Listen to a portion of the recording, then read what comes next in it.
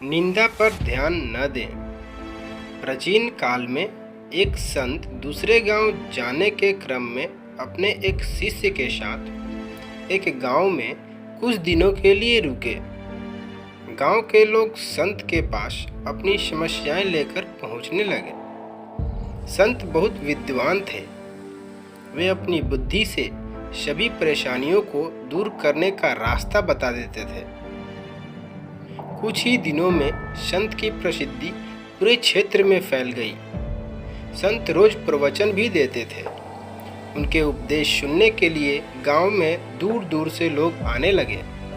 संत की बढ़ती प्रसिद्धि को देखकर गांव के एक पुजारी को जलन होने लगी। वह सोचने लगा कि इस तरह से तो उसके भक्त भी संत के पास पहुंचने लगेंगे। पुजारी जलन की वजह से संत को शत्रु मानने लगा था। पुजारी ने संत की छवि खराब करना शुरू कर दिया। वह गांव के लोगों को कहने लगा कि यह संत पाखंडी है और लोगों को मूर्ख बना रहा है। पुजारी के कुछ साथी भी इस काम में उसका साथ दे रहे थे। एक दिन संत के शिष्य ने गांव में अपने गुरु की बुराई सुनी तो वह क्रोधित हो गया। शिष्य तुरंत ही गुरु के पास पहुंचा और गांव में हो रही बुराई के बारे में बताया।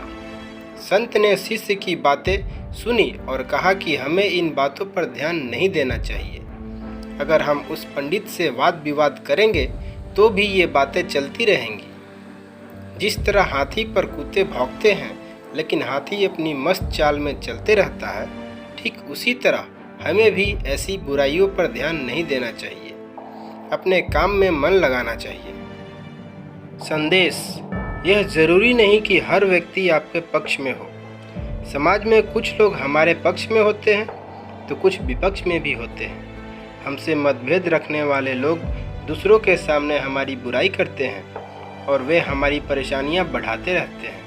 ऐसी स्थिति में हमें निंदाओं से विचलित हुए बिना अपना काम करते रहना चाहिए।